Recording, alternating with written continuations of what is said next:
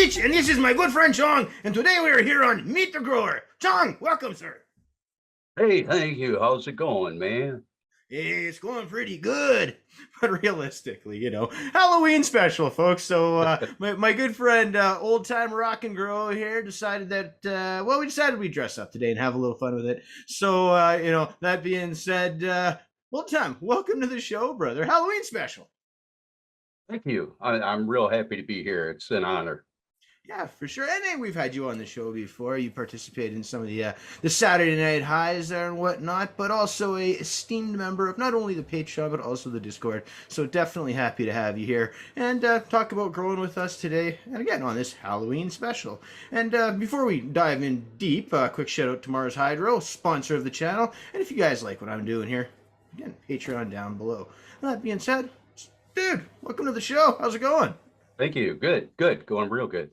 Right on, right on. Well, again, I'm certainly glad you were able to take the time to stop by the show here today, especially for this spooky special that we're doing there. I think it's going to be the only time you see my top lip when I do that, but... Yeah, you got this mug on. That's pretty scary, so... Yeah, well, we're doing what we can here. Again, this is a family program, don't want to scare the kids. But anyway, I digress. So, old time, tell us, before we get into the whole grow talk and whatnot, how did you get to where you are now in life? Give me the synopsis, the breakdown there. It's been a long, strange journey. I was introduced to cannabis in 1976. My 16 years old, hit my first joint in the park with a bunch of friends, and it changed my life. Yep. Pretty much from then until I had my first child, I was a pretty regular user and staunch advocate.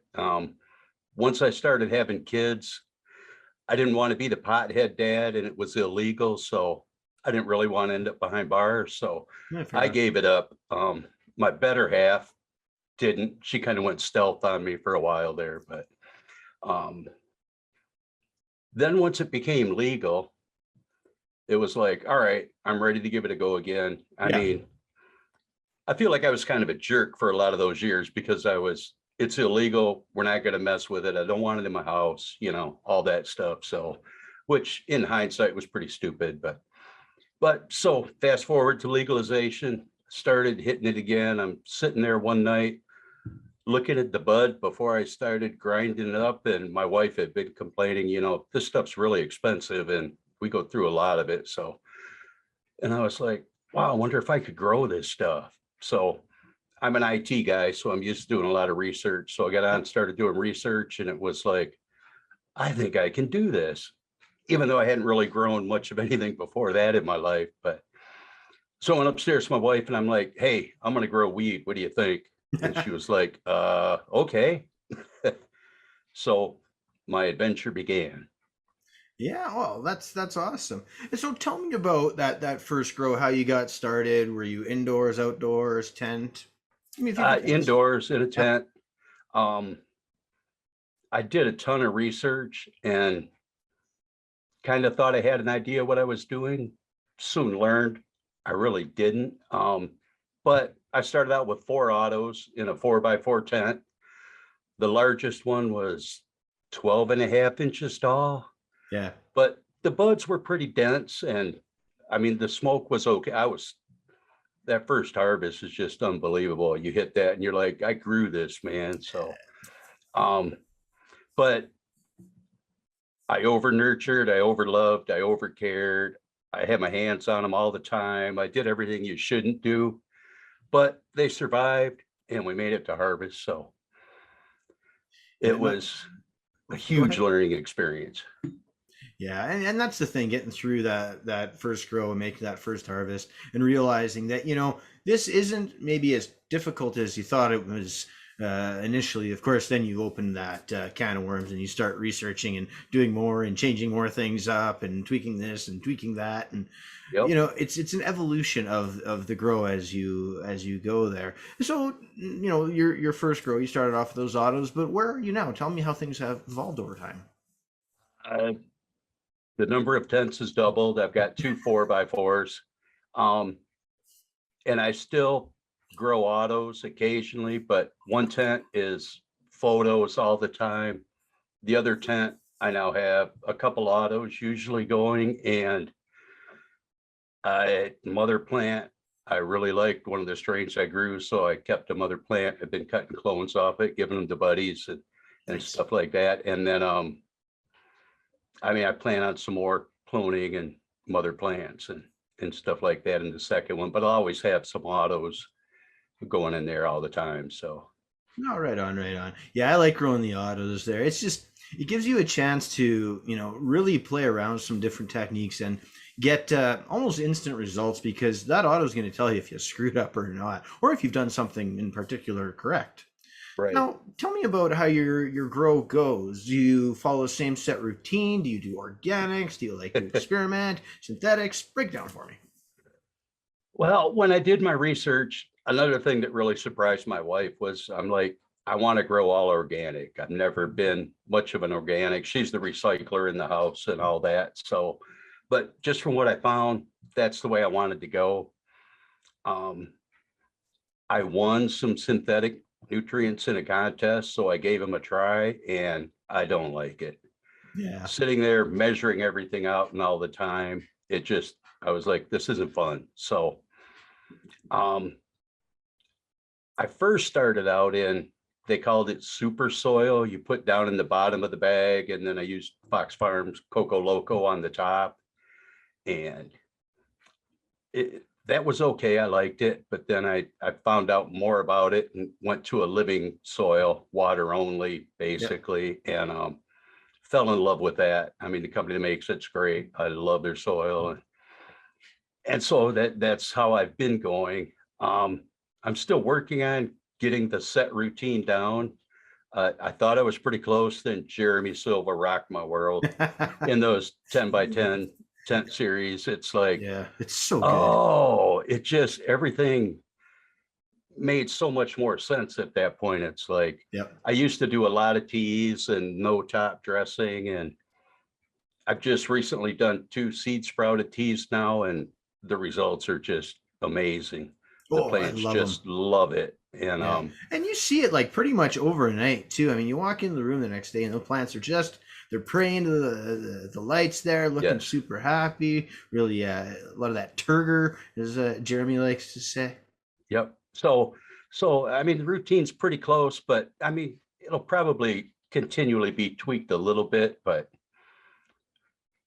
and I see myself getting to no-till. I'm not quite there yet, but I really like the idea of the sustainability and just be able to reuse it and add to it. And I don't waste anything now. All my old grows have been turned into a vegetable garden outside. Yep. So I recycle that all out there, and they did great this year. So it's like I'm expanding the garden next year. So Right, right. So, what would you say has surprised you most about organic gardening, or maybe a particular challenge that you really didn't anticipate? being able to read deficiencies, or if it has too much, I mean, that's still, you look at the charts and you try and say, okay, mine looks like this and this looks like this. And it's really hard to tell unless you really know what you're doing. So that was Yeah, yeah, probably for the sure. biggest one there.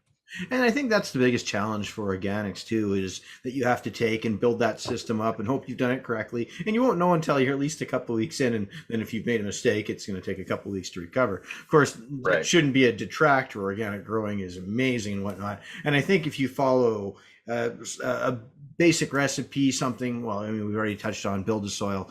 Jeremy's got some amazing, real approachable systems that I don't want to say are foolproof, but I mean, they're pretty darn good, man. They're pretty darn Right. good. Yes. So tell me then about, what you would consider your favorite grow. Can I make it a 2-part answer? Absolutely. My There's first no grow, rules. my first grow will always be a favorite grow, just Yeah. because you started it, you did it, you made it through, and the pride, just when I was trimming it, I was just on top of the world. But then my last grow, each one has progressed and been good. And I mean, just the quality on my last grow was just so good. And my environment was perfect for drying. So I was able to get the 14-day, 12 to 14-day on all the plants and trimmed them up and smoked it right away. And it was fantastic. So Nice, nice. So you didn't even have to cure it. It was just that ideal. yes. Oh, right on, right on. And that's what, yeah, I mean, again, touching on Jeremy there, that's what he's talking about maintaining just that perfect dry room humidity temperature for the entire time. And at that point, it's pretty much ready to go. So definitely something I'd like to try more of. And, just even to touch a little more off of that, one of the things I found is if you're trying to actually speed up that dry, wash your buds. I did a video on this quite a while back now, where I found that some of the plants that I had bud washed versus the ones that I didn't dried in about twice the time, and I didn't really have any noticeable detrimental effects. But that's just my personal experience, and I encourage people, of course, to try things and experiment themselves. Yep. And So, after that video, I bud washed myself. So yeah, yeah, it's kind of scary the first time you do it because you put all that work and effort into getting those it plants is. to where they are, and then you're going to dunk them in water. But hey, Yep. THC is not water soluble, kids. So, But that's a good thing about growing. You've got the new term that was coined out there. I'm weed rich now. So, I mean, you've got plenty on hand. So it's like, well, if I screw one up, I screw one up. So, yeah, absolutely. yep. I love that term. Yeah, I do too. Good stuff. Good stuff. Uh-huh. Now, what do you think is something that most experienced growers tend to underestimate? I don't have a lot of experience dealing with real experienced growers, so I'm gonna throw something I think in there that works, but understanding the value of having a relationship with the people at your grow store Hey, good one. and finding a grow store that fits your needs. I really like to, whenever possible, buy local. Yep. My lights are made by a Michigan company. My soil is made by a Michigan company. And the first grow store I went into, they've got stores in several states, but I asked them a couple questions and they didn't even want to talk to me. That's And they just frustrating. kept trying to steer me to advanced nutrients. I went in and said, I want to try organic growing and I'm trying to figure out what soil to use and what should I do? And he's like, oh, use advanced nutrients. And I was like, This is the product that gives us the highest margin, so please buy yeah. this. So, Yeah. and then I went to another store that also is, in multiple states and they were okay. But then I tried the third store in my local store. It's Horizon Hydroponics. And we clicked. The manager was very approachable. I mean, they gave me great advice. They didn't try and sell me anything. We just talked about what the different options were and what they could do for me. And they have 4 stores. They're all in Michigan. They're owned by a couple that lives here, and they're just fantastic people. And they put on events and bring vendors in. I actually met Zachary from Niwa Grow Hubs at their last event, and I probably had 2 half-hour conversations with him, just going over all the little intricacies and stuff, because I was 98% sure I was going to buy one that day. But and that, I think a lot of people overlook that, because it's like you look at prices and you go on Amazon and you can get pretty much anything you need. But that personal touch, when you go in and talk to somebody and just say, I'm lost, I don't know what to do, and feel confident that the answer that they give you is, going to be honest and in your best interest, not in their pocketbook. So.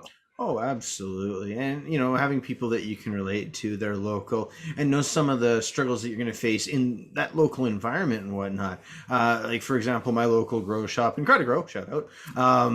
They're great about knowing what the local pests are, and, they keep stocking on some of the bugs that you need to some of the beneficial bugs that you use in the fight against the bad ones. There we go. Get that sentence out. Yep.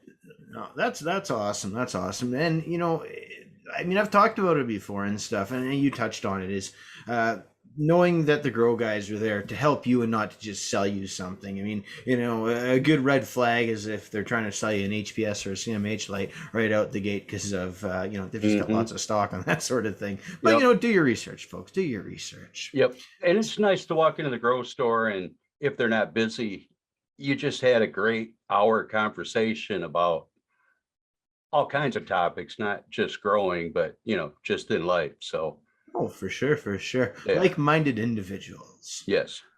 Now, I had briefly touched on pests just a minute ago, and I wanted to ask you next. What do you like to do for IPM, and is there been a time where you may have lost the battle?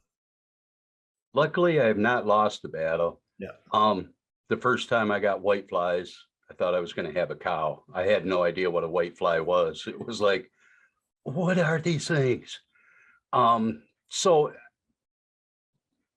I'm overall reactionary, but Dr. Zymes, I discovered them. I like them. If you're growing organic with cover crop and mulch, you're going to have fungus gnats.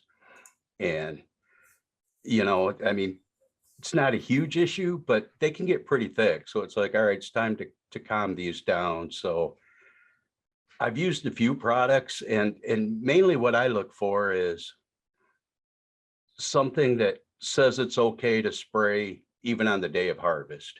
Yeah. So that, even if it's not totally the best at killing bugs, it's safe for everything. And I've researched them all, and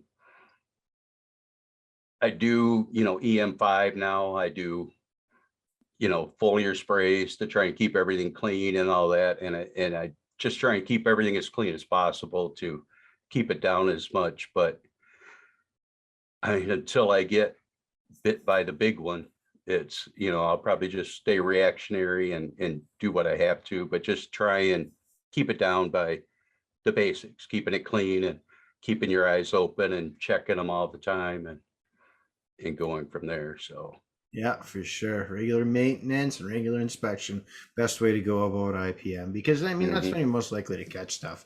You can't let those plants go untended, that's for sure. that's true.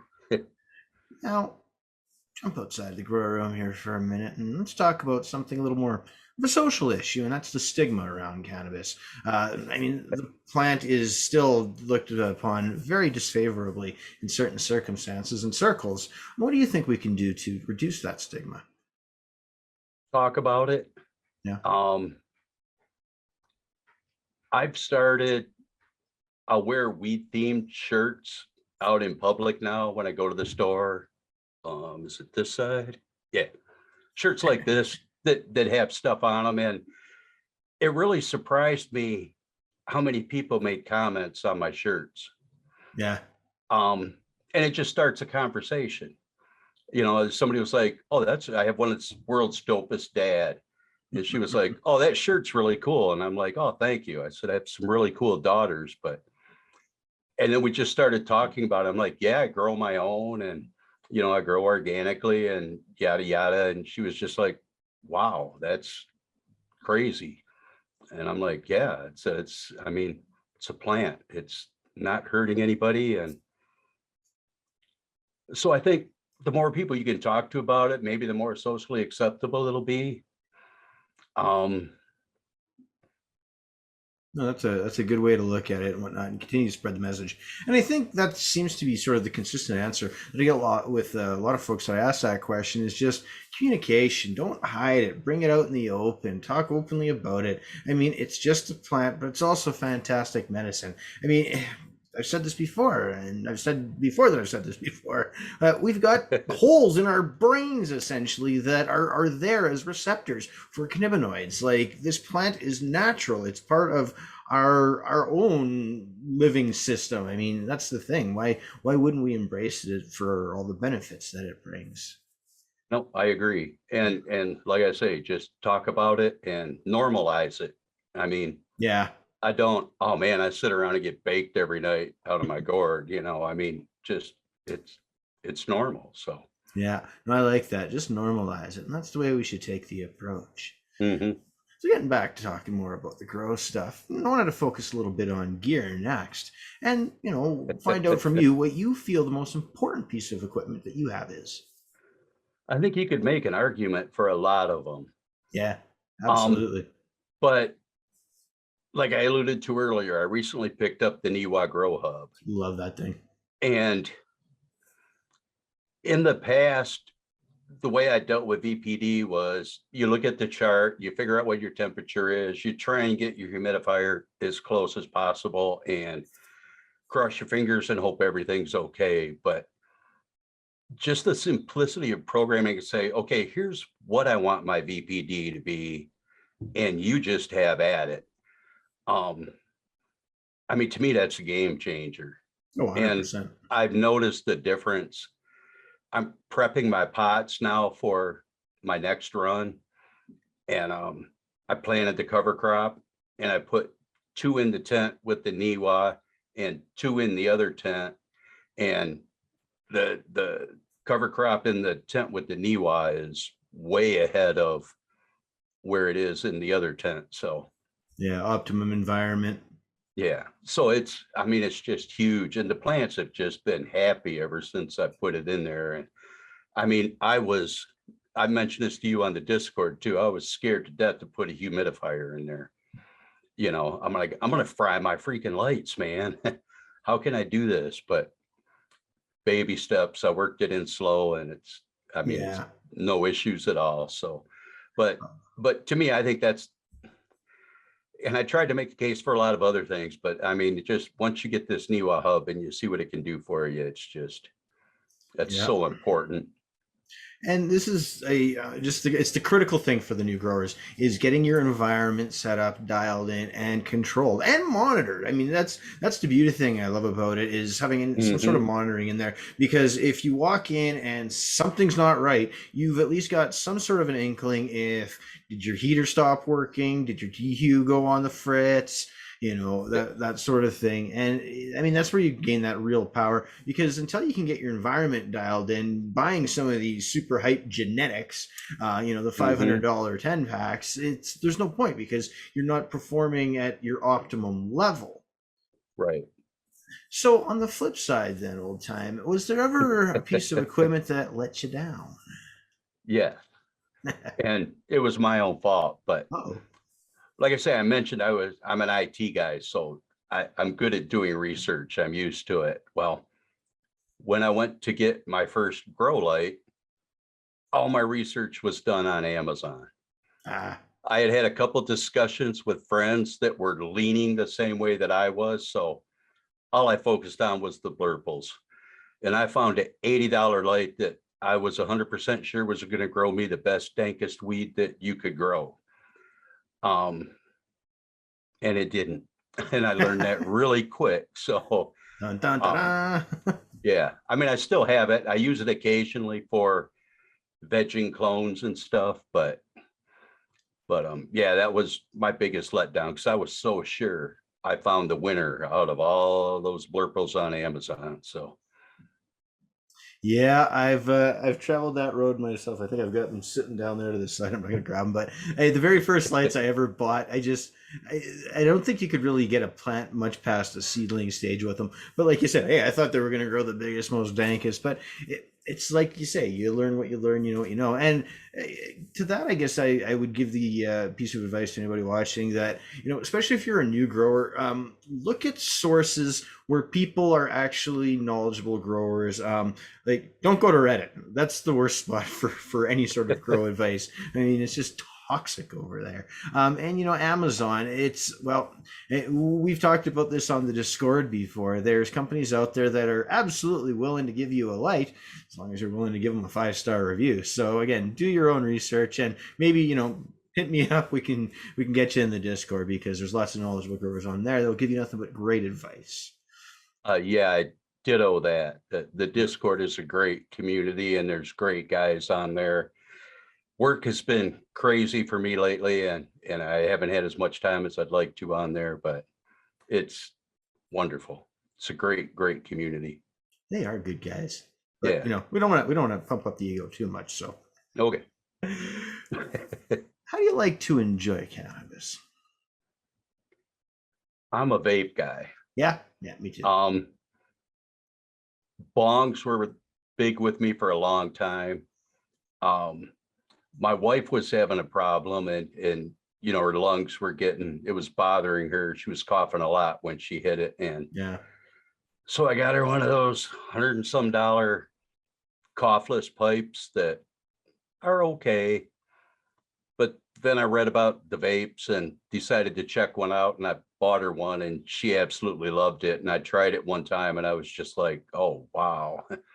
So I bought myself one. So Yeah, yeah, I yeah. hear you. I hear you. And it's a cleaner, healthier way to go about it. You don't have that combustion, Yep. creating all that stuff that you don't want to get into your lungs. What about edibles? Something there that you like, or?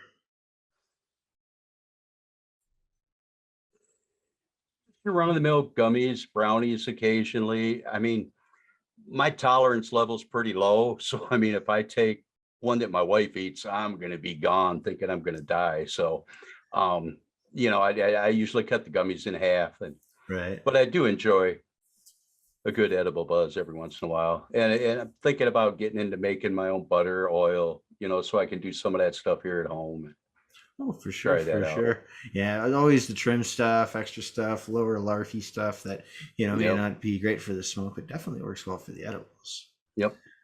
So, old time, tell me now about the best bud that you've ever had. It could have been grown smoked, but what was that top notch product? The favorite one that I'm grown is Critical Mass that I did last run. I just love that. I mean,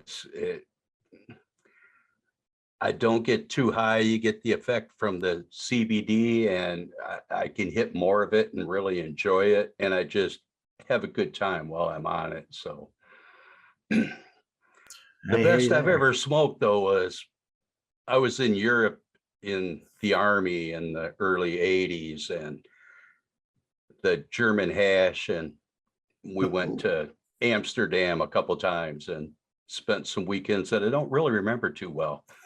Um, but yeah, that would have to be the highlight of my life in smoke was the hash over in Europe. So right on, right on. Yeah, yep. I've never really spent much time in Europe, so I've never actually had the opportunity to experience Amsterdam. But maybe one day, one Oh day. yeah, it's worth it. That's what I've heard. So Yeah. fantastic stuff. So I guess next question here. What do you think we can do more of to help out the new grower? Listen to them, help them, and don't, when they present something to you, say, hey, I'm thinking about doing this. Don't say, oh no, that's a horrible idea. Yeah. Um, you know, don't dwell on the negative, just be as supportive as you can, and try to explain things and keep it simple in the beginning. It's like you can get a water only soil and only water it. You don't have to put anything else in it to begin with, and learn how the plant grows and what it wants. And I mean, I've had some new growers that I've given cuts to and helped them out through the way and such. So just be as supportive and friendly and non-negative as possible. Yeah, yeah. I really like how you said that just, to listen to what they're saying and don't talk down on it, except that, that's going to be something they've researched, they put that effort into. And even if it isn't the right way to do it, to be negative about it is definitely not the way to be encouraging. And I see a lot of that again on Reddit, and I mentioned that earlier. Hmm. Somebody just they posted a picture of some seeds, and they germed these seeds for way too long, but this was the first time they'd ever done it. And some of the Yep. comments in this post, they really bothered me. Somebody saying, well, you should just quit. Like that Hmm. is so negative, so detrimental to somebody who maybe is trying to grow medicine for a parent or themselves. Maybe Yep. they've got other motives beyond just trying to get high. Yep. So you got to be encouraging to those new growers for sure. And another thing, I mean, suggest, like, one of the things I did was I joined a grow forum. Yeah. months before I started growing, and they had grow journals on them, and I read as many grow journals as I could, Yeah.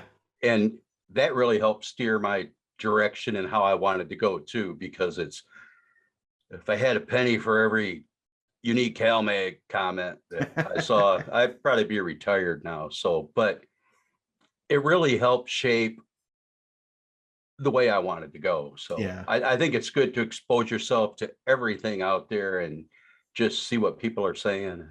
Yeah, absolutely. Just remember that what's going to work for you is not going to, or works for others, I should say, is not going to necessarily work for you. But I like the idea of reading grow journals, because that gives an indication, especially if it's well written, that tried this, this happened, and that gives you that cause and effect, which is really, really helpful for new growers. So no, definitely a solid answer. Yes. Yep. So we're getting close to the end here, old time. Where can we find you on social media if people want to talk to you more? I'm on Instagram, Old Time Rock and Grow. I started the website, oldtimerockandgrow.com. I found that I kind of like to write, so I've done some blog posts about my grows and some gear that I'm using, and I'll probably be expanding that a little bit more in the future. But Right on.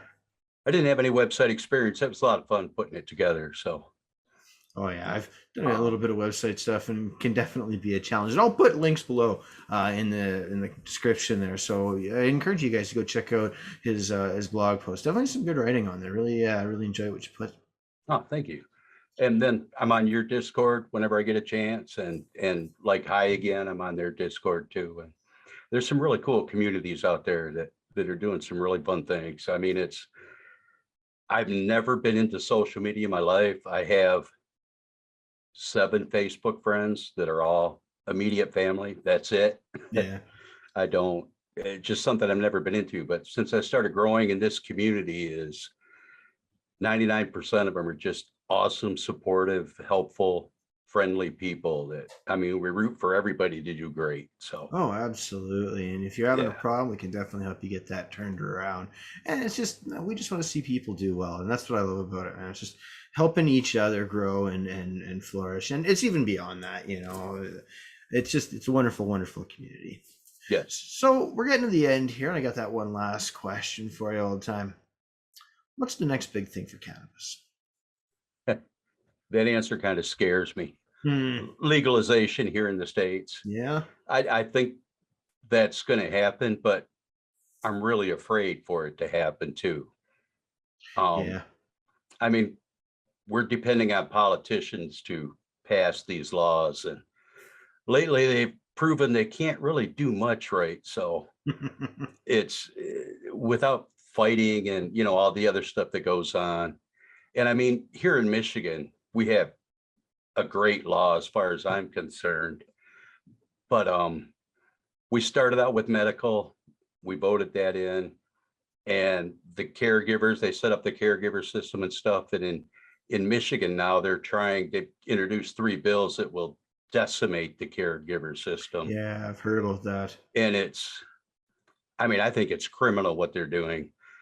And so, I mean, stay tuned to what's going on in your locale. Just because it's legal, don't think, all right, we're good, everything's great. So Yeah, when the but almighty corporate dollar steps in, who knows what things oh will yeah, happen. I could go on for an hour, but I I hear won't. you. I hear you. Yeah, it's All right. just, and when you do see things like that, get involved. I've written Yeah. letters to my representatives. I've sent emails all over the place. None have answered me back, but at least they know what my opinion is. So, and I'll Yeah. show up at the rallies when I can and Be a show voice, support. be So, heard.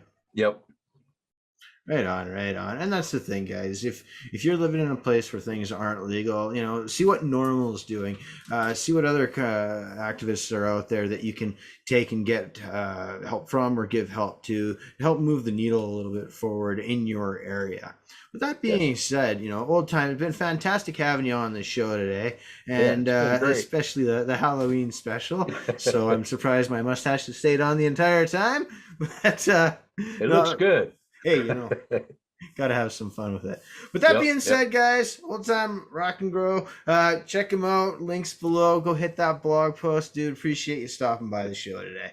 Oh, thank you so much for having me. This was a lot of fun. I really appreciate it. And I appreciate everything you do. Oh, and thanks, man. I'm just going to throw you one little plug here. I started watching you shortly after I started growing. And I mean, I was watching all kinds of content at that time, but you were the first person that said, look at this, I screwed up. And then you explained what it was that was wrong, why it was wrong, and how you were going to recover from it.